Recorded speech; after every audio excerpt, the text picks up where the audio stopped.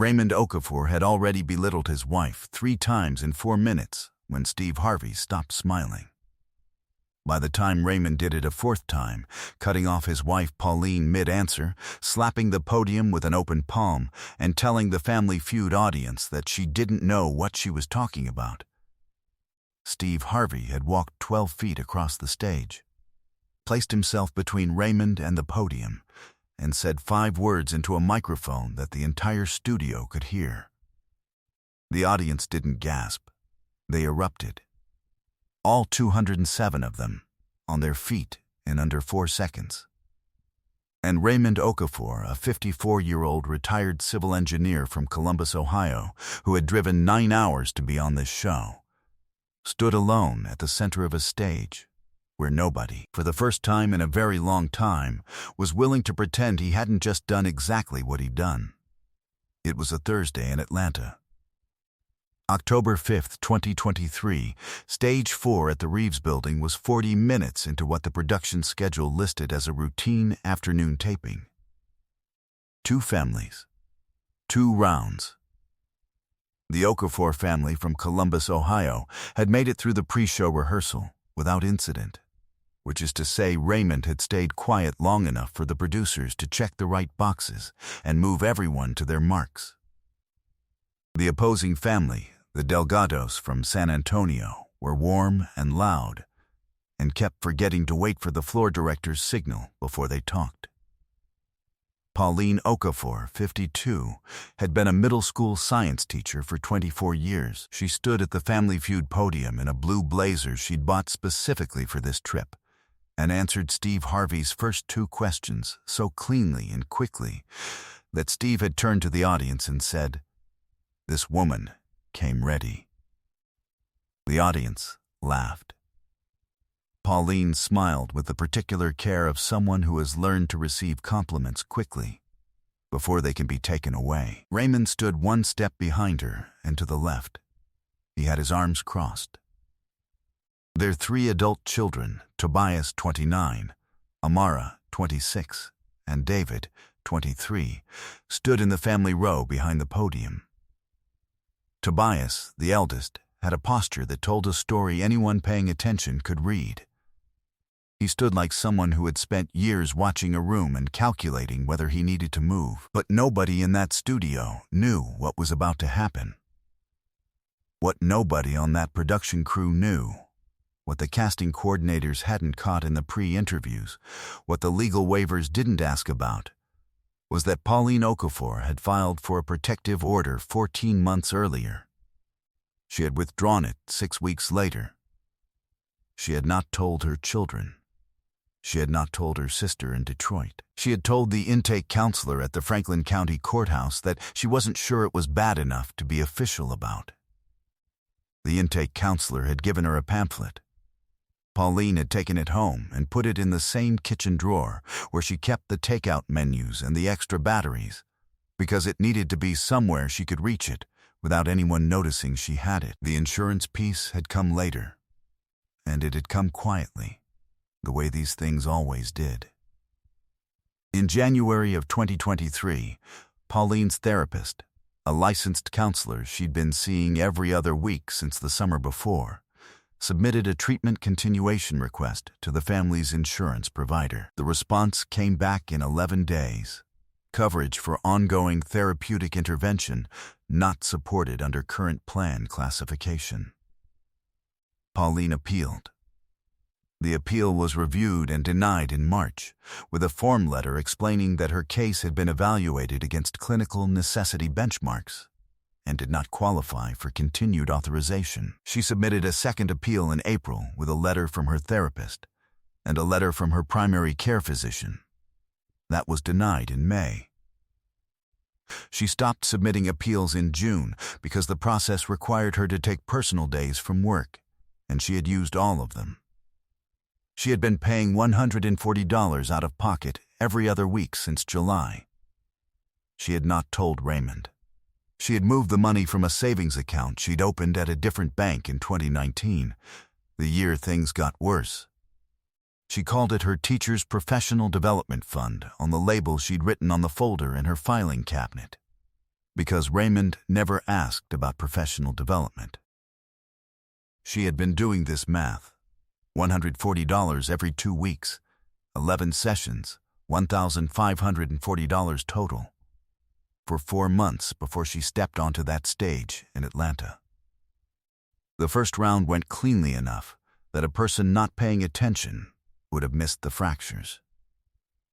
Raymond interrupted Pauline's answer to question 3 with "That's not what they're looking for" before she finished her sentence. The board proved him wrong. He didn't acknowledge it.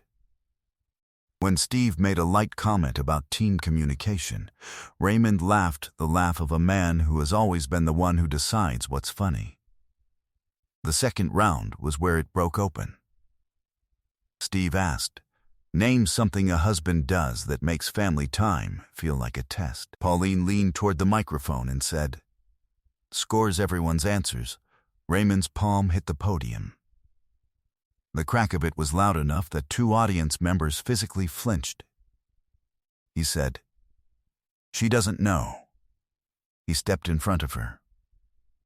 He said, to the audience, to Steve, to the cameras, to no one specifically and therefore to everyone, "She doesn't know what she's talking about. Let me handle this." The studio fell completely silent. Steve Harvey did not move immediately. He stood at his microphone and he looked at Raymond Okafor for a long moment that the editing team would later note lasted exactly 4 seconds. 4 seconds that, when the clip went online, thousands of people would screenshot and caption and post because of what was visible in Steve Harvey's face during those 4 seconds. It was not anger. It was something older than anger.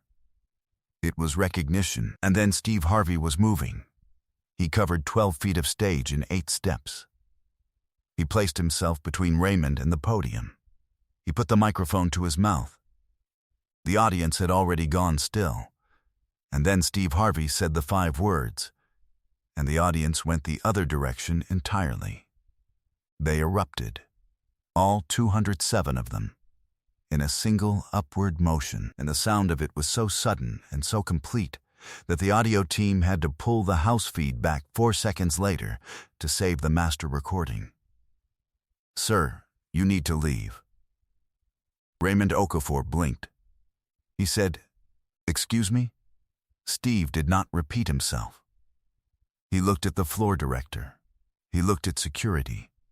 He looked back at Raymond, and he waited with the absolute patience of a man who has learned that silence, applied correctly, is louder than anything he could say. Raymond Okafor was escorted off the Family Feud stage at 2:47 in the afternoon on October 5, 2023. It took less than 90 seconds. He did not say anything as he was walked to the side door. He looked, for the first time since the cameras had started rolling, like a man who was not in control of what was happening around him. His youngest son, David, watched him go from the family row with his jaw set and his hands flat on his thighs. Tobias Okafor, 29, stood up from the family row without being asked and walked to where his mother was standing at the podium. He stood next to her. That was all. He just stood next to her. The studio fell completely silent for the second time. Steve Harvey looked at Tobias. Then he looked at Pauline. He said, "Ma'am, I want to ask you something, and I need you to hear me when I say there's no wrong answer." He paused. "How long?" Pauline Okafor looked at Steve Harvey. She did not look at the cameras. She did not look at the audience. She looked at Steve Harvey the way people look at someone they have just decided to trust, quickly and quietly and with everything that implies. She said, "Long enough that my son knows how to stand next to me without me having to ask." The crew was not okay. The boom operator on the left side of the set had his head turned away from his monitor. The camera operator at position 3, a 19-year veteran of live production named Sasha, kept her shot locked, but could not, according to 3 separate production staff who were present, keep her shoulders still. David, the youngest, was crying without making any sound at all. And then Amara, 26, who had not spoken and had not moved since her father left the stage, said something to nobody in particular, quietly enough that only the clip mic on her blazer lapel caught it. She said, "Is Daddy going to die?" And then immediately, younger child quick, she corrected herself. I mean, are we? Are we going to be okay? The production pause that followed lasted 11 minutes. Raymond was carrying a secret that would soon change everything, but not in the way anyone watching expected. Steve Harvey had left the stage during the pause. When he came back with a phone. He did not explain where he had gotten it or who had authorized it, because neither of those things mattered, and everyone on the production team had quietly decided not to make them matter. He walked to Tobias Okafor and he said, "Is there someone your mother would want to hear from right now? Someone who's been in her corner?" Tobias thought for 3 seconds. He said, "My brother Marcus. Her oldest. He didn't come because he's in the army. He's stationed in Fort Campbell." The production team found a number. Steve Harvey made the call from the stage. Specialist Marcus Okafor, 31, answered from a break room at Fort Campbell, Kentucky, not knowing what number was calling. When Steve Harvey told him who he was and why he was calling, there was a silence of about 5 seconds. And then Marcus Okafor said, "Is my mom okay?" Steve held the phone out to Pauline. She said, "I'm okay, baby." He said, "Mom, I'm coming home in December, and when I get there, we're going to figure out the next part together. All of us. Okay?" Tobias had his arm around his mother before she finished saying yes. Steve wasn't done. He turned to the remaining Okafor family, Tobias, Amara, David, Pauline, and he told them what he saw. He didn't editorialize. He described it plainly. A woman who had come 9 hours to be on a television show and had stood at a podium and gotten every answer right, including the ones that weren't on the board. He said, "The bravest thing I have ever seen on this stage is not someone winning $100,000. It's someone standing at a microphone after a lifetime of being told they don't know what they're talking about and answering anyway." He looked at the camera. He said, "To everyone watching at home right now, if you know that woman, if you are that woman, I want you to hear me. Being right about your own life does not require anyone else's permission." Then he turned to the Delgado family, who had been standing on their side of the stage for 23 minutes, without being asked, and without leaving. Maria Delgado, the family's mother, 58, had been holding a tissue since minute 4. She crossed the stage and handed it to Pauline without a word, and the audience, which had already been through more emotional weather in one afternoon than most tapings produced in a full season, somehow found more to give.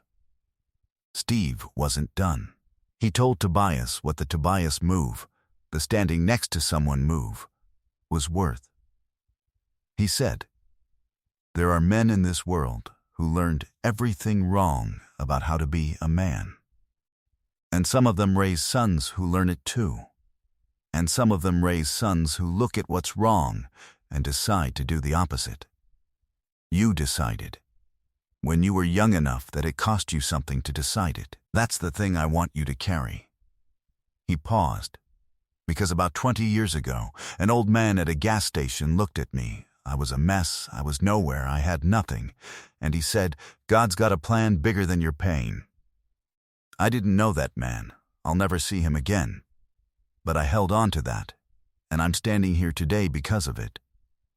He looked at Tobias. You be that for somebody. You already started. Both families received their prizes. The production team quietly ensured the Okafor family's travel and lodging costs were covered for an additional night. The Delgados declined to leave until they had exchanged numbers with Pauline. Maria Delgado told Pauline, in Spanish and then in English, that she was welcome in San Antonio for as long as she wanted. The clip, 11 minutes and 40 seconds, posted without edits, crossed 40 million views in the first 36 hours. By day 4, it had reached 140 million. By the end of October, it had been viewed 290 million times across platforms, shared in 61 countries, and translated into 17 languages by volunteer subtitle teams who posted the versions themselves without being asked. The hashtag #SirYouNeedToLeave reached #1 in 22 countries within 48 hours. Domestic violence hotlines in the United States reported a 34% spike in first-time callers in the week following the clip's release. The National Coalition Against Domestic Violence cited the clip specifically in their Q4 2023 report. Steve Harvey's foundation announced the Raymond Initiative in November of 2023, named not after Raymond Okafor the man, but after what Steve called the Raymond moment. The moment in any household when someone decides the pattern stops here. In its first 8 months, the Raymond Initiative funded counseling access for 22,000 women and provided legal aid navigation for 400 individuals seeking protective orders in states where the process required paid legal representation. By mid-2024, the initiative had partnered with 31 bar associations to provide pro bono support, and it helped draft model legislation in 4 states reforming the insurance classification of trauma-related therapeutic care.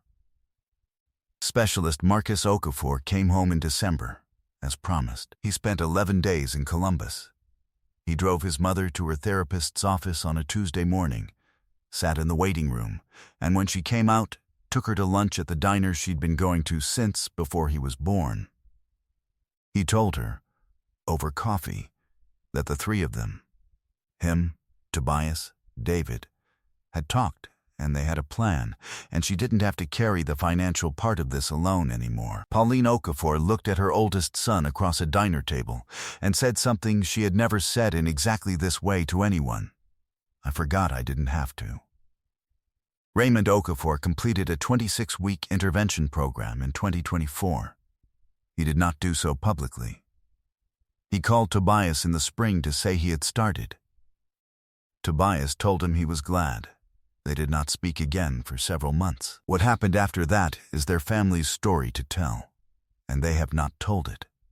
And that is their right. Pauline Okafor returned to her middle school classroom on October 9th, 2023, 4 days after the taping. She did not tell her students what had happened. They had already seen the clip. 22 of them had watched it over the weekend.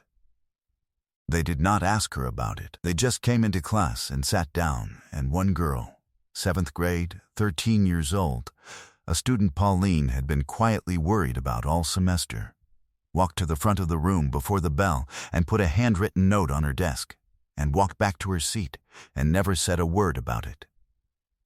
The note said, "Mrs. Okafor, you were right.